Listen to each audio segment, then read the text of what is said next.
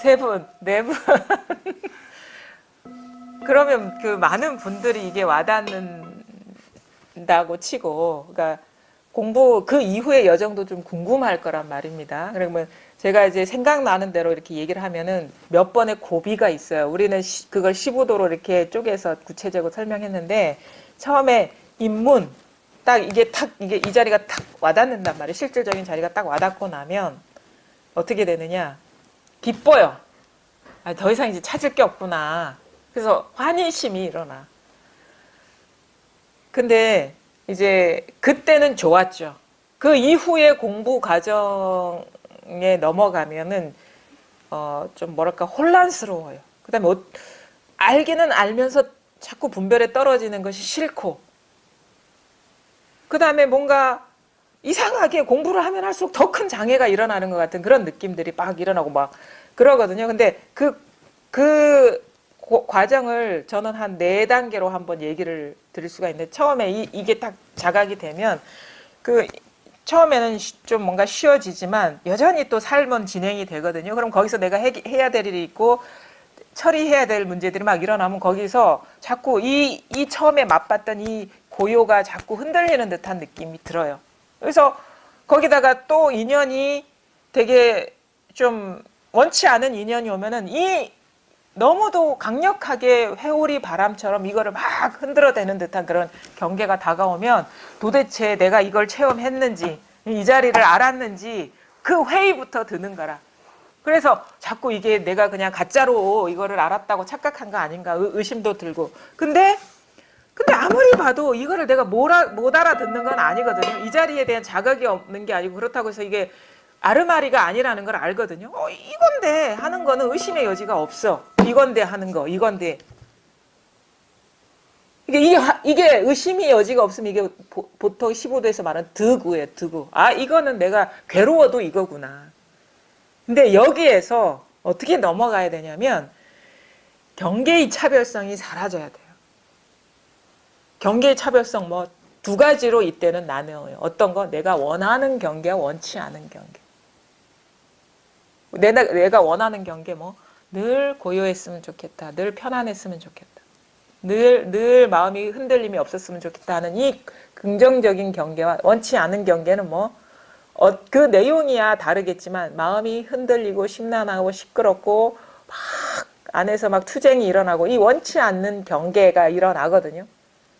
처음에는 이 긍정적인 경계가 강해요. 이 체험이 어떻게 보면은 부산물과 같은 거거든요. 이 힘이 확 이게 드러나면서 이 힘이 확 확장되는 느낌이 들다가 시간이 지나면서 점점 이게 이 정의 어떤 그 상태가 고요한 상태가 이렇게 사라지는 듯한 느낌이 들면서 막 혼란에 빠지는 거야.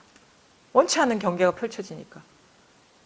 근데 뭐가 문제인지 아세요? 아직 경계의 차별성이 사라지지 않았다는 거예요. 이 시끄러운 것이 법을 떠난 일이 아니거든요. 그거를 받아들일 수가 있어야 돼요. 아, 내가 이거를 떠나서 뭔가를 추구하는 이 자체가 망상이구나. 지금 내한테 일어나는 이 일을 그대로가 이 법성인 것이지 이걸 떠난 게 없구나. 그래서 모든 경계의 차별성이 싹 사라져야 돼요. 그 눈에 보이는 현상의 차별성, 이것이 희노애락의 차별성이 싹 사라져. 이게 하나의 법성의 자리에서 일어나는 일이라는 게 받아들여져야 돼요. 그게 2번째 고비인 거예요.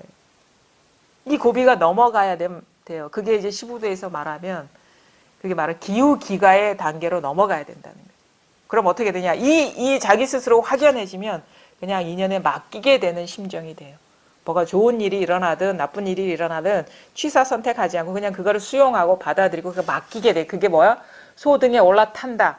소등에 올라타면 어떻게 돼? 내가 통제하는 게 아니에요. 인연이 가는 대로 그냥 맡기게 되는 거야. 그럼 소는 딴 데로 안 가요. 자기 집으로 가지. 본래 고향으로 데려다 주지. 안 맡기니까 내가 딴 데로 가려는 것이지, 소는 본래 자기 고향으로 돌아가게 돼 있어요. 그래 법을 믿으시라고.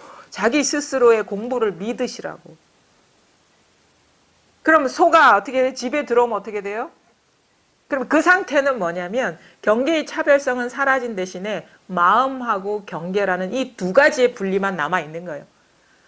좋고 나쁜 경계. 그러니까 체험하기 전에 5만 가지가 다 경계라. 온갖 차별성이. 근데 이게 딱 들어서면 이게 있고 드러나는 현상이 있는데 여전히 현상의 차별성이 그 극복이 안 된 상태. 근데 어느 순간 부정적인 것도 이 부처님 법이구나 이거라는 게 확 와닿으면 딱 두 가지만 남죠. 모양 있는 거와 모양 없는 거. 현상과 본질의 이 두 가지의 마음과 경계의 차별성이 남아 있어요. 아마 모든 사람들이 대동소이하게 이런 경로를 경험할 겁니다. 한꺼번에 그렇게 다 건너뛸 수가 없어요. 분별심이 뿌리가 워낙 깊기 때문에. 그래서 딱 집에 오면 어떻게 해? 망우존인이라 하죠. 손은 없고 사람만 있고. 그게 뭐냐면 깨달음이라는 것도 망상이구나라는 것이 어느 순간 아 이러이러한 거구나 저런 거구나 하는 것이 벌써 일어난 망상이라는 게 확 보일 때가 있어요. 그래서 법에 대한 상상이 사라져버려요. 추구가 사라져버려. 그럼 갈 길이 없는 듯한 그런 느낌이 있어요. 길이 끊어진 듯한. 그래서 그때의 증상은 뭐냐면 법에 대한 생각이 없어요. 생각을 하려도 생각이 일어나지가 않아. 그냥 이게 단데. 이거는 실제고 생각의 내용물이 아닌데. 그래서 그냥 여기에 탁 눈 뜨게 되는 거예요. 그냥. 그 모든 생각의 구름은 사라지고. 그게 법상이 사라진다 하는 거거든요. 그러면 경계가 없으면요. 사람도 있을 수가 없어요. 그 경계가 사라지고 나서 소가 사라지고 나서 사람이 머무는 시간은 그래 오래 걸리진 않지만 그래도 습성은 남아있어요. 내가 하는 거. 근데 알아요. 스스로가. 그렇게 상대가 끊어진 그 상태에 있으면 사람도 점점 힘을 잃어버립니다. 근데 상대가 있으면 사람이 힘이 남아있어요. 상대가 끊어져야 돼. 상상, 법에 대한 상상, 추구심이 완전히 끊어져야 돼. 그래야지 오롯이 내가 상대할 어떤 대상이 없어지면 나조차도 힘을 잃어버리는 거예요. 근데 자꾸 이러쿵 저러쿵 일어난 생각 따라가면 그게 어찌 소가 사라지겠습니까? 그 소가 사라지기 전에 자꾸 생각이 일어나거든요. 법에 대한 상상이. 근데 그거 쫓아가면 어찌 소가 사라지겠어요. 멈춰야 되는 거지. 멈추고 막 생각이 떨어지다가 문득 아 이거 망상에 떨어졌구나 라고 딱 스스로 알아채면 놓아버리고 이게 놓아버리고 우리 추구심이 끝나지 않아요. 세속적인 추구. 어디 이 정도는 해야 돼. 내 삶이. 그것도 끊어져야 되고 법이 이래야 돼 하는 것도 끊어져야 되고 이게 다가 아닌 어떤 상태가 있을까 이것도 끊어져야 되고 그게 다 끊어지다 보면 마음이 갈 데가 없어. 마음 갈 곳이 사라진 거예요. 그냥 그 자리에 있게 되는데 여전히 상대했던 자아감이 그게 힘이 있거든요. 근데 상대가 끊어져 버리면 나의 존재감도 사라져 버리는 거예요. 내가 할 일이 없는데 내가 무슨 힘이 있겠어요. 내가 할 일은 아무것도 없구나 이 세상에. 그게 딱 자각이 되는 순간 자기 힘이 우리 그 거사님들 정년퇴직하면 힘 없죠. 그렇죠. 그거랑 똑같은 거예요. 내가 이 집안을 위해서 할 일이 없어. 역할을 할 일이 아무것도 없어. 그러면 자연스럽게 자기 힘이 빠지는 거랑 똑같거든요. 예전에는 내가 할 일이 있었기 때문에 힘이 셌는데 이제 할 일이 없어져 버리니까 무슨 힘이 있겠습니까? 근데 사모님들은 할 일이 있어. 밥 3끼를 챙겨줘야 되거든. 그러니까 힘이 있는 거예요. 집안에서도 세속적으로도. 그러니까 나의 역할이 사라져 버리면 나는 있으나 없으나 똑같은 존재가 되거든요. 오히려 있으면 귀찮아. 그걸 점점점 잘 알게 되면서 자기 자신을 돌아보는 것도 나의 상태 나라는 것도 점점 힘을 잃어버리면 진짜 마음과 경계가 어느 순간 확 사라져요. 아 나도 헛거구나. 그게 처음에는 이치로 아 이것도 나도 여기서 몸과 마음이 비춰진 상이지 머리로 알다가 문득 나의 현실이 돼버리는 거예요. 그게 어떻게 보면 마음과 경계가 확 사라져버리면 이게 바로 우리가 4번째 단계인가? 하여튼간 법이 사라지는 게 3번째 단계, 마음과 경계가 탁 사라지는 게 4번째 단계면 아무것도 없는 게 불법은 아닙니다. 어떻게 돼요? 아무것도 없는 자리에 모든 것이 환상처럼 있는 그대로 싹 들어오게 되는 거예요. 그럼 바로 지금 이것이 다지. 그래서 불법은 불이법이다. 현상과 경계가 하나인 것. 현상과 경계가 하나라는 거는 뭐냐? 있는 듯 한 세계.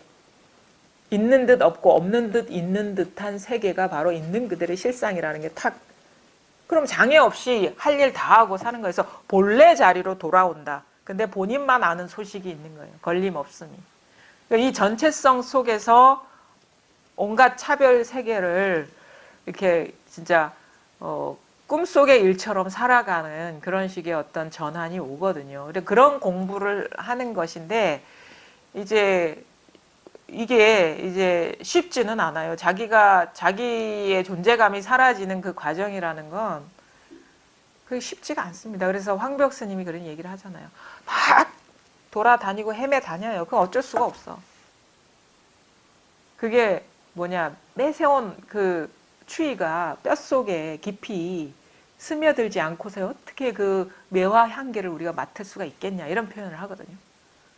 그거는 뭐냐, 우리가 이 분별에서 벗어나는 여정이 결코 쉽지가 않다. 환골탈태하는 그런 과정이 전혀 다른 내면 세계를 사는 거예요. 전혀 다른 세계를. 전혀 다른 세계. 지금의 이 세계를 전혀 다른 심경으로 살아가게 되는 거예요. 완전히 그냥 껍데기만 남아있고 다 달라져 있는 삶을 사는 거예요. 자기 존재가 말하자면 실질적인 어떤 우리가 공포의 어떤 생가사의 두려움이라는 거는 단지 육체가 사라져서 두려움이 아니에요. 두려움은 심리적인 요인이거든요. 내가 있는데 내가 사라진다는 그런 분별이 주는 것이 공포인 것이지 몸이 사라진다고 해서 우리가 두려움을 느끼지는 않는단 말이에요. 그걸 우리가 경험하게 돼. 왜? 버젓이 TV에서 사람 죽어나가는 건 아무렇지도 않게 봐. 어? 그렇잖아요. 근데 내 몸이 이렇게 조금이라도 상처 나면 그냥 못 견디는 거야. 그리고 아무런 분별이 없을 때, 그래서 우리가 그런 거 있잖아요. 그 마약이라는 것이 되게 독한 마약은 물론 이제 어떤 그 감각을 마비시켜서 그 고통도 이렇게 상처나 이런 거 못 느끼게 한다는데, 가만히 보면 그런 것에도 우리가 힌트를 얻을 수가 있어요. 단지 몸이 잘려 나가는 것이 두려움이 아니고 몸이 부서지는 것이 두려움은 아니구나라는 걸 이해하게 되죠. 오다가 제가 그 가방에 바가바드 기타라는 그런 책이 있더라고요. 내가 보려고 넣었다고 생각했는데 내가 보려는 책이 아니었어. 그래서 아주 순간적으로 내가 넣은 건지 누가 넣은 건지를 모르겠더라고요. 그래서 책이 되게 짧은데 그 이현주 목사인가? 그분이 쓴 그 간디가 바가바드 기타를 해설한 거를 이렇게 뭐가 번역했나? 하여튼 그걸 교재로 강의한 거를 이렇게 정리한 책이더라고요. 그래서 예전에도 사실 바가바드 기타를 제가 한번 다는 안 보더라도 봤는데 그때는 느낌이 도대체 왜 이런 그 전쟁의 얘기잖아요. 전쟁터에서 뭐 이웃, 형제를 죽여야 되느냐 마느냐를 갖고 막 갈등하는 그런 거를 그 크리슈나, 그러니까 이 사람이 이제 아르주나가 이제 전사인데 자기 아버지가 형제들한테 가족들한테 왕권을 빼앗겨 가지고 자기가 그거를 탈환하기 위해서 이제 어쩔 수 없이 가족과 형제들하고 전쟁을 벌여야 되는데 그 사람이 전차를 타고 간데 그 전차가 크리슈나의 신의 화신이죠. 그래서 그 크리슈나의 그 어떻게 보면 그 의지해서 전쟁을 벌여야 되는데 갈등하는 거예요. 내가 형제를 죽여야 된다는 사실이 믿겨지지도 않는다. 이렇게 꼭 싸워야 되느냐. 근데 그 이전까지는 잘 싸웠어. 왜? 그 이전까지는 나와 상관없는 사람들하고 가까이 있는 사람이 아니라 나와 큰 어떤 관계를 맺지 않는 사람들을 죽였거든요. 그때는 그런 양심의 가책이 없었어요. 근데 이제 진짜 싸워야 될 사람이, 왜냐하면 자기 아버지의 왕자를 뺏어간 사람이 형제요 친척이기 때문에 그 사람을 죽이지 않고는 내가 이길 수가 없는데, 근데 딱 진짜 전쟁을 벌이려고 보니까 이게 내 형제를 죽여야 되는 상황이에요. 그래서 갈등을 하는 거야. 내가 차마 죽일 수가 없겠다. 이런 내용. 근데 저는 왜 이게 어떻게 보면 힌두교의 핵심을 나타내는 거잖아요. 그게. 왜 그런 말하자면 성스러운 경전에 전쟁 얘기가 들어왔을까? 그 당시 이해를 못했어요. 처음 읽었을 때. 근데 오늘 오면서 이게 무슨 말인지를 알겠더라고. 우리 그 임재어록에 오무간 업을 지어야 해탈할 수 있다 이런 얘기가 있거든요. 그러니까 그 아버지를 죽이고 어머니를 죽이고 부처님 몸에 피를 내야 되고 화합승단을 깨뜨리고 불경하고 불상을 다 불태워야지 깨달을 수 있다. 이 말하고 같은 거야 이게.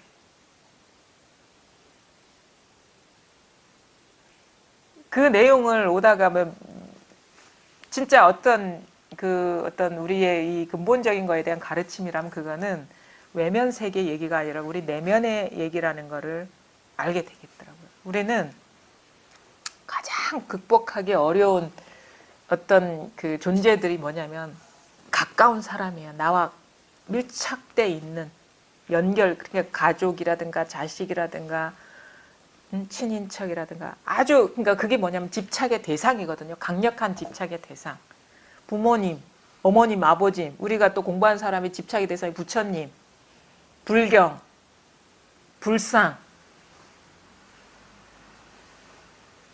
그거를 죽이지 않고는 해탈할 수가 없어요. 그 말은 뭐냐?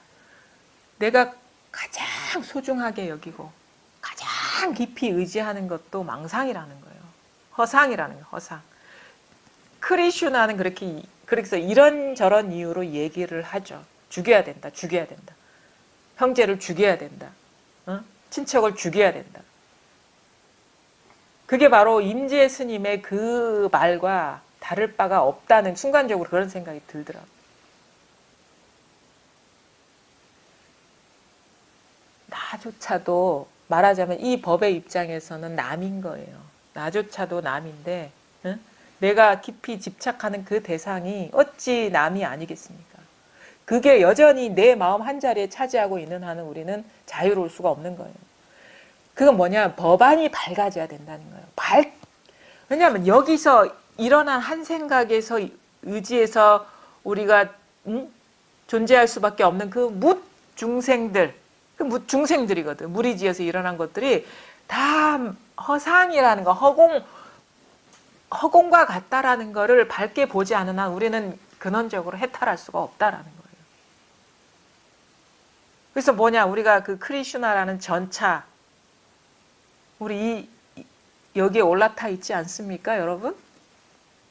이 전차, 그리고 대승, 승이라고 하거든요. 술의 승자로. 이 크리슈나의 수레에 올라타 있지 않습니까? 이것만이 진실한 것이지 크리슈나는 자기 아닌 거는 다 믿지 말라는 거예요. 사실 자기한테 의지한 아르주나 자체도 나라는 것조차도 죽여야 되는 거야. 남만 죽이는 게 아니라 친척만 죽이는 게 아니라 그냥 요것만 하나만 있는 거예요. 원래는 진실한 것은. 그래서 여기서 모든 것은 환상처럼 꽃이 피고 있는 것이다. 이 하나의 이 마음에 그냥 환상처럼 들어가는 것이 아르주나고 아르주나의 형제고 친인척이다. 이것뿐이다. 이것뿐이다. 이거에 순복하지 않고는 우리는 해탈할 수가 없어요. 자유로울 수가 없어. 사사건건 그게 장애가 되는 거예요. 그게 마음도 사라지고 경계도 사라진 그런 공부거든요. 그래서 사실은 공부 과정 중에 이런 문제도 있고 저런 문제도 있습니다. 어떻게 이해하면 좋겠습니까? 놓아버려라 놓아버려라. 그 의미 없어요. 나라는 것조차 허상이 되지 않은 한은 항상 어떤 것이 문제가 돼요. 장애가 되는 거야. 나도 본래 실체가 없는데 나한테서 일어나는 일이 그 무슨 실체가 있는 것이겠습니까? 그래서 근본적으로는 이 나라는 것도 진짜 내가 알고 있던 몸과 마음이라는 것도 그냥 분별이구나 라는 게 자각이 돼버리면 그래서 나라는 것도 사라져버리면 무슨 일이 일어나든 신경 안 써요. 그게 다 법인데 뭐. 근데 그게 쉽지 않기 때문에 이렇게 해보십시오. 저렇게 해보십시오. 내려놓아 보십시오. 뭐 그 자리에 멈춰 보십시오. 이런 얘기를 하는 거예요. 하루아침에 그게 조복이 안 되기 때문에. 그게 뭐냐면 멈추라. 내려놓으라 하는 게 이것이 허상임을 드러나게 하는 조건을 만들어주는 거예요. 그래서 자 멈추라 멈추라. 자꾸 이것이 힘을 써서 상대하면은 이게 사라지지 않기 때문에 내가 할 수 있는 힘을 빼라 멈춰라 이것뿐이다. 자꾸 이 자리로 돌이키고 돌아오게 하고 다 내려놓게 하는 그 과정이 우리가 이 자리가 드러나고 나서의 이 분별하는 마음을 항복시키는 과정이라는 거죠. 그것이 결코 하루아침에 되는 것도 아니지만 결코 쉬운 일도 아니죠. 자기가 사라져 나가는 그런 것이 그렇게 원만하겠습니까? 근데 그것을 감수하고 진짜 실상에 눈뜨는 그 마음 하나만 남아 있다면 그걸 감수하겠죠. 그러니까 내가 내 삶이 괴로워도 법안이 열리는 일이라면 나는 다 감수할 수 있다. 그게 발심의 문제거든요. 그러니까 그거를 이제 우리가 순간순간 시험 받아요. 그 시험 때 항상 그 이후에 공부해서 올라가는 심정이 되는 것이고, 그때마다 이것뿐이구나. 항상 돌이키고 그러면서 다 추구를 내려놓고 쉬고.